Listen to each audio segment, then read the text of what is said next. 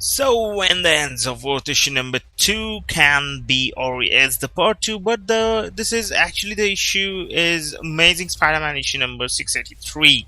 So even the playful tone and banter of this series takes a bit of time out. This time around, instead focusing heavily on setting up Doc Ock's contingency plans for his battle with Spider-Man and the Avengers, and then paying that off with said battle in between. Slot packs the issue with plot points. JJJ pulling a water pick on Horizon Labs, El Gore getting punched in the face, and even Stephen Hawking making an appearance to prove Ock's claims of being able to reverse the greenhouse effect true. In a disappointing turn, this issue lacks any of the really strong character moments that have come to define the big time era of Spider-Man.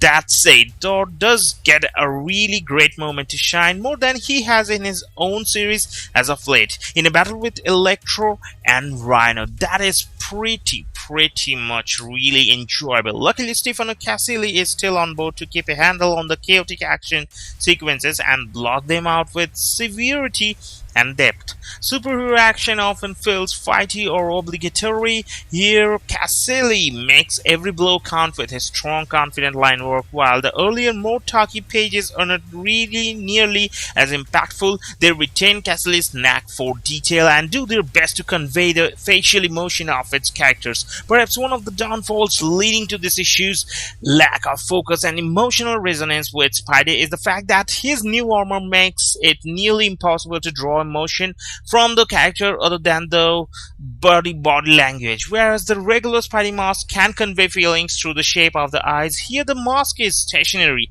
leaving any emotional context on dialogue and body language, which is often not the focus of the panels. I have been a huge proponent of Slott's work on this book thus far, and I have no doubt it will bounce back from this somewhat disappointing installment. And yeah, that is the point sometimes, but sometimes it's pretty much cool and enjoyable.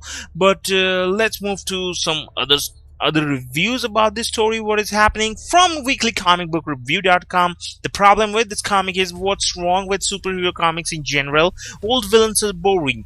This over-reliance on a classic rogues gallery is a part of the reason why we have comics like Avengers selling only 60,000 units. It's because there are only 60k people in a nation of 350 million who give a damn about Sandman. How many times have we seen Spider-Man blows these guys? 20 times each? Spider-Man always beats them. So the only way to make them more exciting is to give all the rogues some kind of power-up.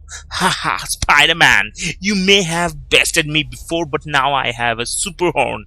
Please, this kind of thing. So with these power-ups, the Sinister Six easily take down the big guns of the Avengers. Maybe the X-Men should have read this issue for the upcoming Avengers vs. X-Men event.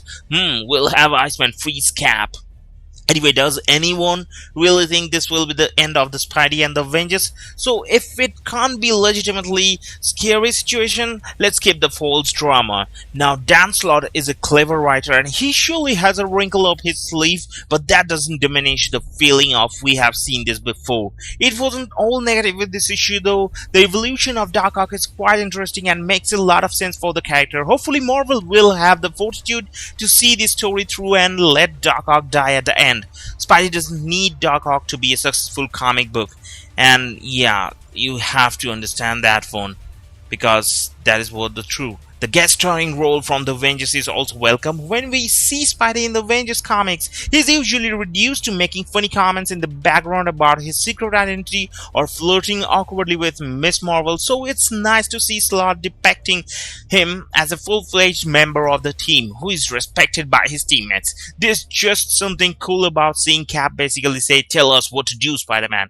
Caselli's art is pretty good. He certainly manages to sell the action and tell the story, yet for some reason this is sometimes maybe it looks phony or something kind of that. But conclusion, there are nice moments in this issue. Al Gore getting punched in the face was sweet, but those nice moments are not enough to overcome the problems presented by a very stale set of villains. Can't Spidey fight against someone new instead of fighting these guys for the 10th time? we know how this turns out, so there is no drama. But yeah, that is what have to do, and that is what we have to admit it over here and there. But it's still pretty much enjoyable. Yeah, that's it. Let's move to the next part.